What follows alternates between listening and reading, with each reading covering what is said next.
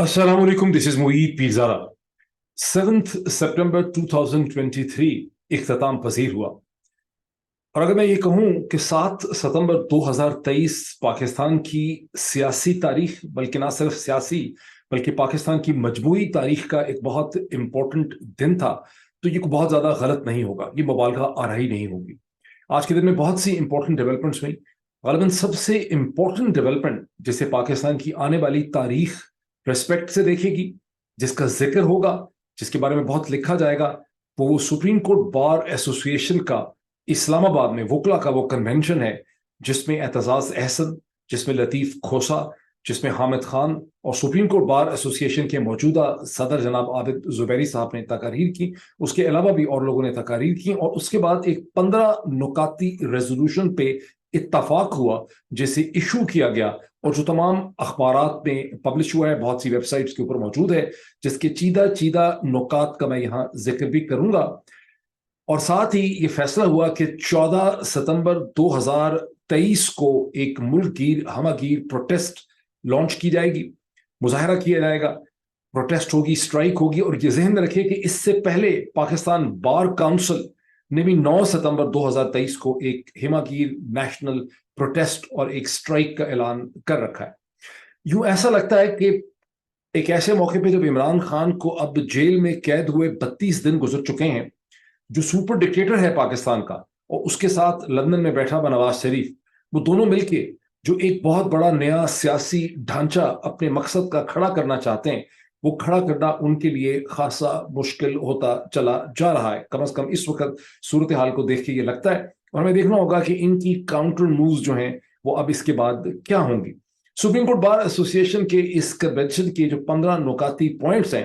पहली तो बात है कि ये सुप्रीम कोर्ट बार एसोसिएशन का ये वही कन्वेंशन है जिसके लिए अपील, जिसको कामयाब बनाने की अपील पाकिस्तान के फॉरमोस्ट कॉन्स्टिट्यूशन एक्सपर्ट जनाब हामिद खान साहब ने गालिबन 1 के 2 सितंबर को की थी, जब मैंने अपने वीलॉग के अंदर बहुत नुमाया तौर पर उसका मैंने जिक्र किया था। और मैंने ये भी कहा था कि हामिद खान साहब ने जो तकरीर की लाहौर के अंदर वकला से, वो पाकिस्तान की सियासी, कॉन्स्टिट्यूशनल और कानूनी जो तारीख है उसका एक बहुत इंपॉर्टेंट एलिमेंट और जुज होगा, जिसमें उन्होंने कहा था कि आर्मी ऑफिसर्स को ये भूलना नहीं चाहिए कि आर्मी और आर्मी का इंस्टीट्यूशन और आर्मी ऑफिसर्स जो पावर एक्सरसाइज करते हैं वो सब कॉन्स्टिट्यूशन की क्रिएशन है। आर्मी ऑफिसर, जनरल साहिबान, ब्रिगेडियर साहिबान, कर्नल साहिबान जो हैं, they are creations of the constitution. जो रिस्पेक्ट वो पाकिस्तान के लोगों से डिमांड करते हैं, पाकिस्तान के इदारों से जो अपने लिए वो रिस्पेक्ट मांगते हैं, डिस्ट्रिक्ट मैनेजमेंट ग्रुप से, पुलिस से, इंतजामिया से, मीडिया से, जो रिस्पेक्ट लोगों से जो रिस्पेक्ट अपने लिए मांगते हैं, जो तमाम उनका एक कैरिज्मा है, वो सारा का सारा कैरिज्मा, वो तमाम चीज जो है वो आईने पाकिस्तान, कॉन्स्टिट्यूशन ऑफ पाकिस्तान से वो डिराइव करते हैं। वो खुद क्रिएशंस है कॉन्स्टिट्यूशन ऑफ पाकिस्तान की, वो पाकिस्तान के कॉन्स्टिट्यूशन से मावरा नहीं है। किसी भी तरह वो पाकिस्तान के कॉन्स्टिट्यूशन की एम्बेट, उसके मैंडेट से बाहर ऑपरेट नहीं कर सकते उसके अंदर, क्योंकि उसी की वो क्रिएशंस है। कि वही तकरीर थी जिसमें आज के इस कन्वेंशन को कामयाब बनाने के लिए वकला से दरखास्त की गई थी, और आज का कन्वेंशन बहुत कामयाब था। ये कन्वेंशन था for the defense of the Constitution of Pakistan, for the defense of rule of law, for the defense of human rights, for the defense of democracy of Pakistan. और इसके जो 15 नुकाती, इसका जो मंशूर, इसका जो रेजोल्यूशन इशू हुआ है, उसमें की पॉइंट ये है कि किसी भी तरह से इंतखाबात को 90 दिन की कॉन्स्टिट्यूशन लिमिट से आगे डिले नहीं किया जा सकता। पाकिस्तान के अंदर आम इंतखाबात should be held with in the 90 day constitution limit, और किसी भी तरह से इस कॉन्स्टिट्यूशन लिमिट को कोई हुकूमत जो है इसे वायलेट नहीं कर सकती। कोई केयर टेकर हुकूमत, जो क्रिएशन है कॉन्स्टिट्यूशन की, वो 90 डेज से बियॉन्ड एक्सटेंड नहीं हो सकती। उसी तरह से इसी कन्वेंशन के अंदर ये डिमांड किया गया कि जो चीफ इलेक्शन कमिश्नर के हवाले से बहुत इंटरेस्टिंग यहाँ पे स्पीचेस हुई, जिसमें जो आबिद जुबैरी साहब हैं, उन्होंने कहा कि चीफ इलेक्शन कमिश्नर राजा सिकंदर सुल्तान जो हैं, उनके ऊपर आर्टिकल 6 लगता है, उन्होंने आईने पाकिस्तान से ट्रीजन किया है, गद्दारी की है, उसे वायलेट किया है। इसी किस्म की बात जो है वो constitutional expert barrister Aitzaz Ahsan ने कही, जब उन्होंने कहा, जो एक वीडियो लिंक के जरिए इस कन्वेंशन में ज्वाइन कर रहे थे लाहौर से, उन्होंने कहा कि राजा सिकंदर सुल्तान जो चीफ इलेक्शन कमिश्नर है, वो क्लियरली पाकिस्तान के कॉन्स्टिट्यूशन और जमहूरियत और इलेक्टोरल डेमोक्रेसी के खिलाफ एक फैसिलिटेटर है जो उसे नुकसान पहुंचा रहा है। और लतीफ खोसा साहब की जो तकरीर थी, उसमें उन्होंने तमाम अफसरान को, यानी आर्मी अफसरान को, ये बावर करवाया کہ آپ اور تمام سول اور آرمی افسران کو یہ باور کروایا کہ آپ کانسٹیٹیوشن کی کریشن ہیں. حکومتیں جیسا کہ بابائے قوم قائد اعظم محمد علی جناح نے کہا تھا, حکومتیں ٹیمپرری ہوتی ہیں, وہ آتی ہیں, وہ چلی جاتی ہیں, آپ کی تمام وفاداری آئین کے ساتھ ہے. اور یہی در حقیقت کانسٹیٹیوشن جو ہے, اسٹیٹ کی جو بیسک ڈیفینیشن ہے وہ ہے بھی یہ کہ اسٹیٹ ایک ایبسٹریکٹ پولیٹیکل کانسیپٹ ہے. اور یہ ڈسٹرکٹ مینجمنٹ گروپ, یہ پولیس کے لوگ, یہ ساری انتظامیہ جو ہے, تمام عوامی افسران جو ہیں, انہیں کانسٹیٹیوشن آف پاکستان اور اسٹیٹ کا وفادار ہونا ہے, انہیں کسی حکومت کا اور کسی شخص کا وفادار نہیں ہونا. لطیف کھوسہ صاحب کی اسپیچ بہت اچھی تھی. آج کی جو یہ کنونشن ہے اس کے اوپر باقاعدہ بہت ہی میں سمجھتا ہوں کہ ایک سیپریٹ پیلوگ یہ ڈسکشن ہونی چاہیے, اس کو بہت لکھنے کی ضرورت ہے. اور جیسا میں نے کہا کہ آج پاکستان کی تاریخ کا, سیاسی تاریخ کا, مجموعی تاریخ کا ایک بہت امپورٹنٹ جو ہے یہ دن تھا. میں کچھ پوائنٹس میں نے لکھے ہوئے, میں اس حوالے سے آپ کو بتا دوں جو کی پوائنٹس ہیں. جیسے کہ میں نے آپ کو کہا کہ ایک پوائنٹ تو یہ ہے کہ کوئی 90 دن کے اندر انتخابات ہونے چاہیے, کوئی کیئر ٹیکر حکومت جو ہے وہ 90 دن سے بیونڈ نہیں چل سکتی. سویلینز کا ٹرائل جو ہے ملٹری کورٹس کے تحت کسی بھی صورت میں الاؤڈ نہیں ہے. ان کے جو کیسز ہیں جو ملٹری کورٹس میں, اسے واپس سویلین کورٹس میں ٹرانسفر کرنا چاہیے. پھر یہ بہت امپورٹنٹ پوائنٹ کہ یہی اس کے مین میں سمجھتا ہوں پوائنٹس ہیں جو اس کے 15 جو نکات ہیں. ہاں, 2 پوائنٹ اور امپورٹنٹ ہے کہ جو چیز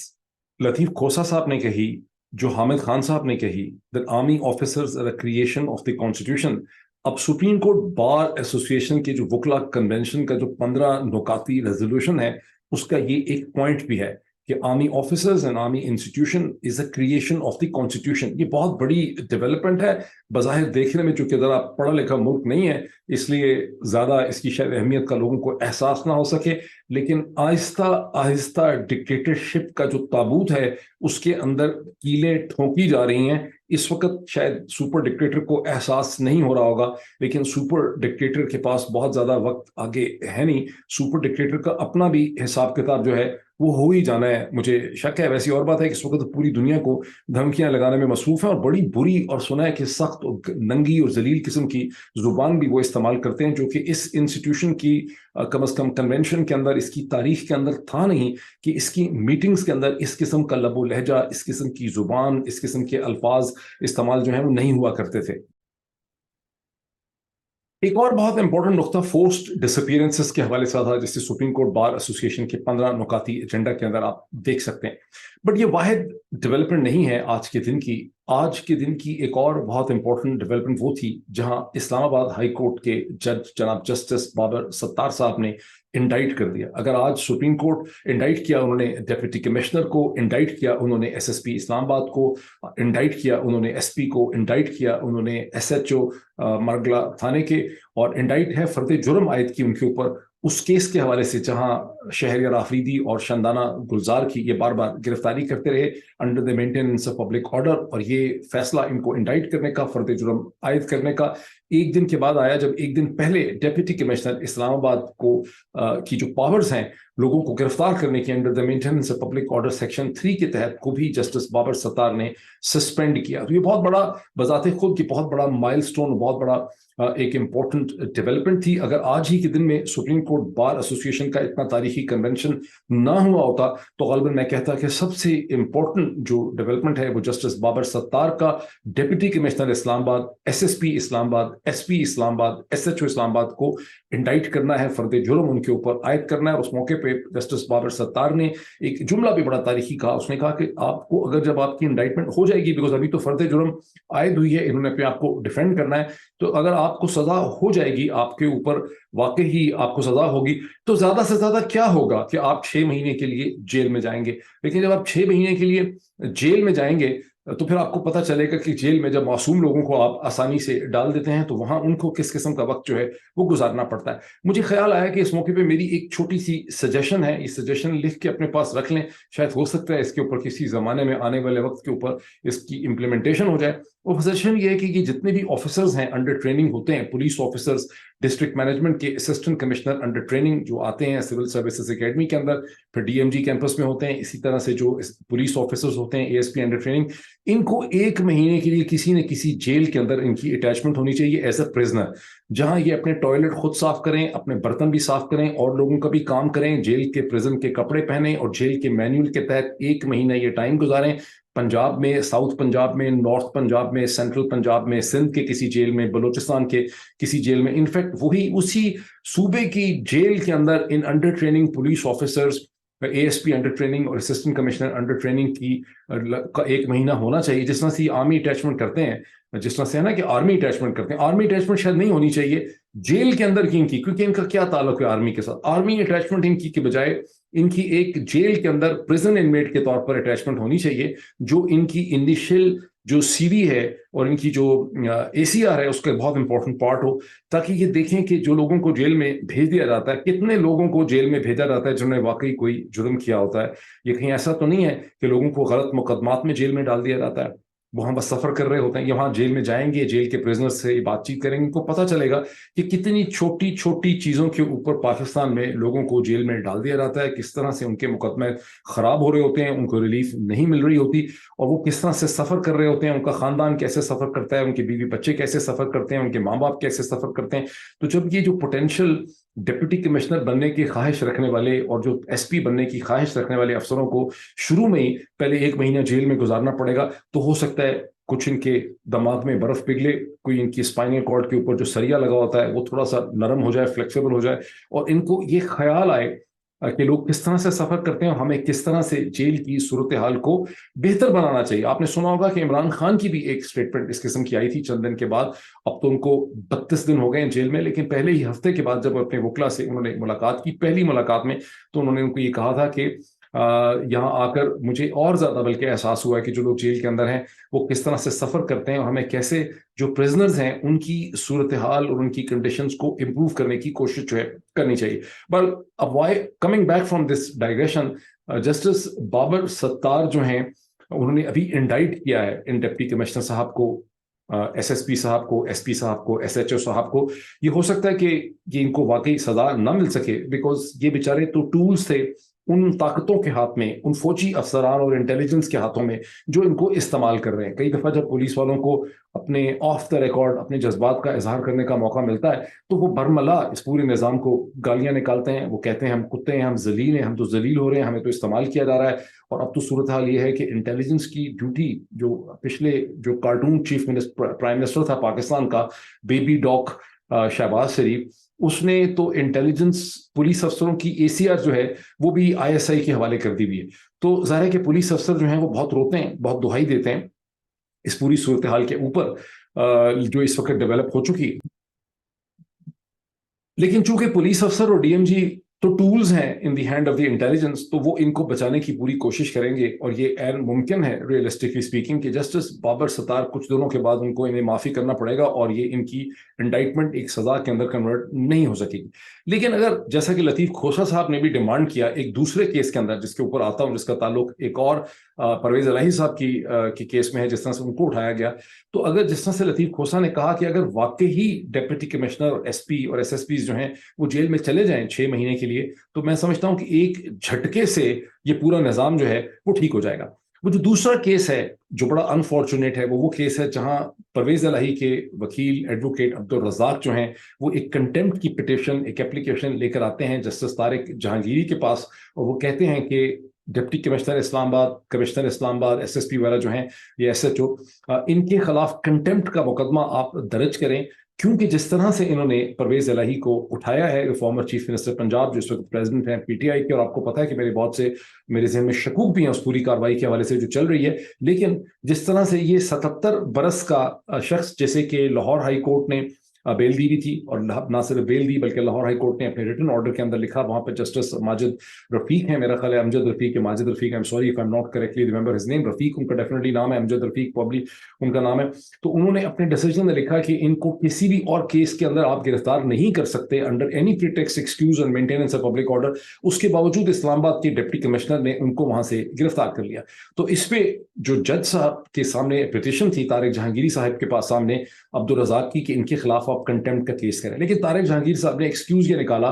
کہ اگر کنٹینٹ بنتا ہے تو لاہور ہائی کورٹ کا بنتا ہے. دس از اے ویری انٹرسٹنگ اینڈ فنی سچویشن کہ اسلام آباد ہائی کورٹ کی کہہ رہی ہے کہ لاہور ہائی کورٹ کے فیصلے کی خلاف ورزی اگر کی ہے اسلام آباد کے ڈپٹی کمشنر نے تو یہ کنٹمپٹ کی پٹیشن پھر آپ لاہور ہائی کورٹ میں ڈالیں, میرے سامنے نہ ڈالیں. اور ایکسکیوز ان کا یہ ہے کہ جب اسلام آباد ہائی کورٹ نے یہ کہا کہ ان کو ریلیز کریں under the maintenance of public order تو پرویز الہی صاحب کو ریلیز کر دیا گیا, اور اگر کسی اور مقدمے میں ان کو گرفتار کر لیا گیا ہے تو یہ ہمارا واسطہ نہیں ہے, اور یہ تو بالکل جو ہے وہ قانونی سچویشن. اور یہ صحیح ہے کہ جب ان کو ریلیز کیا تو پرویز الہی صاحب کو کاؤنٹر ٹیررزم ڈپارٹمنٹ CTD کی ایک بیکار قسم کی FIR پہ ان کو گرفتار کر لیا گیا. لیکن میری آبجیکشن مودبانہ گزارش ریسپیکٹفلی یہ ہے کہ جسٹس طارق جہانگیری صاحب اور ان کی طرح کے اور بھی بہت سے جج صاحبان جو اس قسم کے فیصلے کرتے ہیں وہ اچھی طرح سے واقف ہیں کہ کیا ڈرامہ ڈھکوسلا اور مذاق قانون کے نام پہ ہو رہا ہے, اور ان کا یہ کہنا کہ یہ میرا کنسرن نہیں ہے, اور یہ خاص کر کے کہ جبکہ ان کو پتا ہے کہ لاہور ہائی کورٹ نے اس کے اوپر مائنڈ اپلائی کیا, بہت ہی اچھا انہوں نے ڈیسیژن لکھا وہاں پہ امجد رفیق صاحب نے,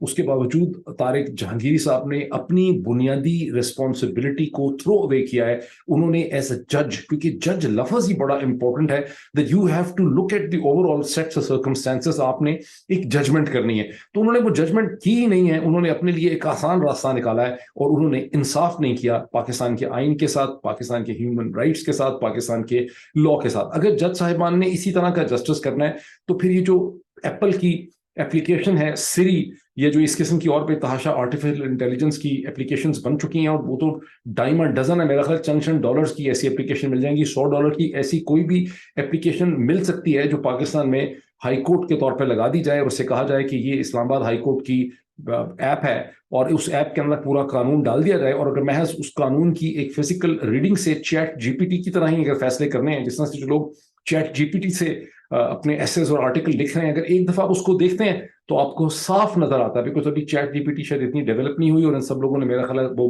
$20 بھی نہیں دیتے, یہ انہوں نے وہ فری ChatGPT کی ایپ رکھی ہوئی ہے, تو آپ کو 10 میل دور سے ہی نظر آتا ہے کہ یہ اسٹیٹمنٹ جو ہے وہ ChatGPT کی ہے. بعض لوگ اس یوٹیوب کے نیچے بھی اپنے کامنٹس لکھ رہے ہیں ChatGPT سے لمبے چوڑے, وہ بڑی اچھی انگریزی میں لکھے ہوتے ہیں, لیکن جیسے ہی اس کامنٹ کو آپ کو پڑھتے ہیں اس کی جو آرٹیفیشیلٹی ہے وہ آپ کے سامنے آ جاتی ہے, اور آپ کو پتا ہے کہ ایک شخص جو ہے وہ ChatGPT کے نام پہ پاکستان کی اسٹیبلشمنٹ کو ٹھیک ٹھاک بل سنا کے دے رہا ہے. ChatGPT کا اس نے اتنے معصوم ہے ہمارے افسران کہ ان کو اس نے ایک لارا لگا دیا ہے کہ میں ایک آرٹیفیشیل انٹیلیجنس کے ذریعے آپ کا امیج جو ہے وہ ٹھیک کر دوں گا, اور سنا ہے کہ بہت بلنگ کر رہا ہے. 2 اکٹھے ہو گئے ہیں ChatGPT کے سورما اور وہ پاکستان کی جو سو کالڈ ریاست ہے اس کو بلنگ ٹھوک رہے ہیں. تو اگر جج صاحبان نے اسی قسم کے فیصلے کرنے ہیں کہ فلاں سیکشن یہ کہتا ہے, فلاں سیکشن یہ کہتا ہے, تو یہ $100 کی کوئی بھی ایپ جو ہے, $20 a month والی ایپ جو ہے وہ بن سکتی ہے اسلام آباد ہائی کورٹ کے لیے, سپریم کورٹ کے لیے بھی بن سکتی ہے. جس قسم کی سپریم کورٹ کے چیف جسٹس صاحب کے حوالے سے میرا خیال ہے اعتزاز احسن صاحب نے کہا کہ انہوں نے جرت نہیں دکھائی ہے, کچھ دن رہتے تھے ان کی ریٹائرمنٹ میں جانے سے پہلے وہ اگر کچھ جیدار فیصلے کرتے تو ان کی بڑی لیگیسی بن سکتی تھی. جسٹس طارق جہانگیری صاحب نے جس قسم کا فیصلہ کیا جو بڑا ڈس اپوائنٹنگ فیصلہ تھا, اس سے کہیں زیادہ ڈس اپوائنٹنگ اور افسوسناک صورتحال جو تھی وہ چیف جسٹس اسلام آباد ہائی کورٹ کے روم میں تھی, ان کے کمرہ عدالت میں تھی, جہاں عمران خان کے وکلا میرا خیال مروت صاحب تھے وہاں پر, جو ان کی بیل کے حوالے سے وہاں پر بحث کر رہے تھے. اور وہ اس کی اگر آپ رپورٹ پڑھیں جو ڈان میں بھی لکھی ہوئی اور جگہوں پہ لکھی ہے تو آپ کچھ سمجھ ہی نہیں سکتے کہ اس عدالت کے اندر کیا بحث ہو رہی تھی. مطلب اگر اس کو آپ جو اس کے آرگومنٹس کو سمجھنا کہ وہاں پر آخر جسٹس صاحب کا آرگومنٹ کیا تھا, سرکار کے جو وکیل تھے ان کا آرگومنٹ کیا تھا, تو اگر آپ اس کی انگریزی دیکھیں تو اس کا جس طرح پرانے زمانے میں ٹیپ کہیں پھنس جاتی تھی, آپ ایک ہوتی تھی ایک زمانے میں, جس زمانے میں ٹیپس اور کیسٹس ہوتی تھی, جو پرانے زمانے کے لوگ ہیں, نئے بچوں کو تو یاد نہیں ہے اس کا, لیکن پرانے زمانے کی جو ٹیپ اور ریکارڈ ہوتا, خاص کر کے جو ٹیپ ہوتی تھی پلاسٹک والی, وہ جب پھنس جاتی تھی تو قسم کی آواز آتی تھی. تو یہ جو پوری کی پوری عدالتی کاروائی ہوتی ہے اور جو آرگومنٹس ہوتے ہیں اس کی کوئی سینس نہیں ہوتی, کبھی کچھ کہا جاتا ہے, کبھی کچھ کہا جاتا ہے, کبھی کچھ کہا جاتا ہے. قصہ مختصر یہ ہے کہ عمران خان کی جو بیل اپلیکیشن کی درخواست آئی اور ان کا شفٹ کرنا تھا کہ آپ اس کا اوپن ٹرائل کریں اسپیشل کورٹ کے سامنے, تو وہاں پہلے اسپیشل کورٹ نے ایک ہفتہ پہلے یہ اسٹینڈ لے لیا ایک فرائیڈے کے دن یا سیٹرڈے کے دن کہ میں اس کا فیصلہ اس لیے نہیں کر سکتا کہ اسلام آباد ہائی کورٹ میں آپ نے ایک اپلیکیشن اور پٹیشن موو کی بھی ہے, اور پھر ایک سرکاری قسم کا جو اینکر ہے اس کی ڈیوٹی لگائی گئی, وہ یہ کہتا پھرتا تھا اپنے ویلاگس کے اندر کہ کیونکہ وکلا نے بہت بڑی غلطی کر دی ہے, عمران خان کے وکلا نے, انہوں نے اسلام آباد ہائی کورٹ میں بھی درخواست ڈالی ہوئی ہے اور اسپیشل کورٹ میں بھی ڈالی ہے, ورنہ اسپیشل کورٹ سے شاید ان کی ضمانت ہو جاتی. اور آپ کو یاد ہے کہ میں نے کہا تھا کہ بکواس ہے, یہ تو پاور ڈائنامکس ہے سارے کے سارے. اب یہی چیز جو ہے وہ اسلام آباد ہائی کورٹ کے سامنے تھی. Islamabad high court was unable to take a clear position. بات سب اس کی کہ ہم نے تو اسپیشل کورٹ کو روکا نہیں ہے. ان ادر ورڈز اب ہائی کورٹ کی کہہ رہی ہے اور کہہ چکی ہے کہ ہم نے نہیں روکا ہوا، اسپیشل کورٹ اگر خود فیصلہ نہیں کر رہی تو اس کا مسئلہ، لیکن کسی قسم کی کوئی کلیئرٹی، کوئی سبسٹنس اس پوری پروسیڈنگ میں نہیں تھا، اور اس کو پھر ایک ہفتے کے لیے مزید اس کو جو ہے وہ ملتوی کر دیا گیا، اس کو آگے ڈیلے کر دیا گیا. تاہم مربت صاحب نے کوئی 1 گھنٹہ 20 منٹ کی former prime minister Pakistan Imran Khan صاحب کے ساتھ ملاقات کی. اس حوالے سے انہوں نے ایک ٹویٹ کیا، میرا خیال ہے وہ ایک ٹاک کرنے والے ہیں، یہ کر چکے ہیں، جس میں انہوں نے بتایا کہ انہوں نے عمران خان کو بہت ہی ہائی اسپرٹس میں پایا، بہت ہی حشاش بشاش پایا، ان کو مل کے ان کو پاکستان کے مستقبل کے حوالے سے، اپنے کیس کے حوالے سے بہت انسپریشن ہوئی، اور ان کی انرجی جو ہیں وہ ریلی ڈبل ہو گئی کہ ان کو کیسے اسٹرگل کرنی. یہ تو ہو گئے لیگل معاملات. اب میں ایک کوشچن آپ سب کے پاس چھوڑ کے جانا چاہتا ہوں. یہ کوشچن لطیف کھوسہ صاحب کی تقریر سننے سے پہلے بھی میرے ذہن میں تھا. آج جب میں صبح اٹھا ہی تو یہ مسلسل میرے ذہن میں یہ آرگومنٹ تھا کہ میں یہ آرگومنٹ آپ کے سامنے ریز کروں گا، جس طرح سے ایک اور بھی لوگ میں نے شاعر مشرق علامہ اقبال کے ایک ورس شعر کے حوالے سے کہ تمہاری تہذیب اپنے خنجر سے آپ ہی خودکشی کرے گی، شاخ نازک پہ جو آشیانہ بنے گا ناپائیدار ہوگا، وہاں مجھے ایک گیپ نظر آتا ہے. اس کے حوالے سے میں نے ایک ڈبیٹ انیشیٹ کی، ریکویسٹ کی، اور I am very glad to say کہ بہت ہی